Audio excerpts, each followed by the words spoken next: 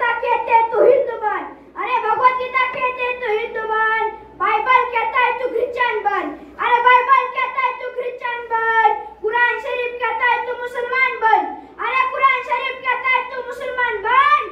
लेकिन मेरे बाबा साहब जी का संविधान कहता है अरे इंसान तू पहले इंसान बन, अरे इंसान तू पहले इंसान बन। नमस्कार, मी तन्वी रवींद्र दावणे, श्री छत्रपती शिवाजी हायस्कूल कोर्टी इयत्ता 8वीचा विद्यार्थी आपल्या समोर विषय मांडत आहे देशभक्ती की धर्मभक्ती। 14 ऑगस्ट 1947 रोजी धर्माच्या माध्यमातून पाकिस्तानात देश स्थापन झाला, पण आज काय परिस्थिती आहे पाकिस्तान आणि बांगलादेश, याचे कारण आहे देशभक्ती। त्यांनी देशभक्तीला कधीच प्राधान्य दिले नाही, त्यांनी फक्त आणि फक्त धर्मभक्तीलाच प्राधान्य दिले। म्हणजे धर्म माणसात भेदभाव निर्माण करतात, तर देशभक्ती माणसांना एक संघ ठेवण्याचे काम करते। मेरा रंग दे बसंती चोला असं म्हणत म्हणत हसत हसत फासावरती जाणारे सुभाषचंद्र बोस असतील, किंवा तुम मुझे खून दो मैं तुम्हें आजादी दूंगा असं म्हणणारे सुभाषचंद्र बोस असतील, किंवा मैं आखिरी दम तक लढूंगा, मैं आखिरी दम तक लढूंगा, तिरंगा लहरा कर आऊंगा, मैं आखिरी दम तक लढूंगा, तिरंगा लहरा कर आऊंगा, या तिरंगे में लपेट कर आऊंगा असं म्हणणारा आजचा सीमेवर लढणारा सैनिक असो। यांनी धर्माला कधीच प्राधान्य दिले नाही, त्यांनी फक्त आणि फक्त देशासाठी प्राण दिले। पॅलेस्टाईन सिरिया पासून ते फ्रान्स जर्मनी या भागात जेवढी युद्ध झाली ती सर्व धर्मयुद्ध होती। यात अनेक सैनिकांचे बळी गेले, रक्ताचे पाट वाहिले। एक माणूस किती नरसंहार करू शकतो याची प्रचिती झाली। म्हणून कार्ल मार्क्स म्हटले होते अरे धर्म ही अफूची गोळी आहे, धर्म ही अफूची गोळी आहे। 1945 साली जपान देश में चिराग झाला होता आणि 1947 साली भारताला स्वातंत्र्य मिळाले होते। जपानसाठी घडलेली घटना अत्यंत दुःखदायक होती आणि भारतासाठी अत्यंत सुखदायक।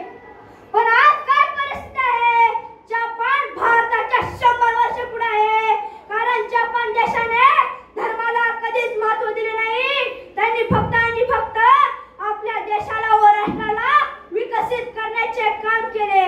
आणि आज भारतामध्ये काय चालू आहे, माझी जात मोठी की तुझी जात मोठी, माझा धर्म मोठा की तुझा धर्म मोठा, अशा क्षुल्लक कारणावरून दंगली घडवल्या जातात, एकमेकांची डोकी फोडली जातात, रक्त सांडले जाते। म्हणजे ज्या देशांमधील लोकांमध्ये धर्मवेडेपणा आहे तो देश कधीच विकसित होऊ शकणार नाही। वर्षातील 365 दिवसांपैकी 363 दिवस आमच्या अंगामध्ये धर्मभक्ती असते।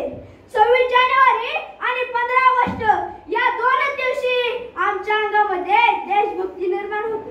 अरे मोबाईलवर तिरंगाच्या टेजर ठेवून कधी देशभक्ती निर्माण होत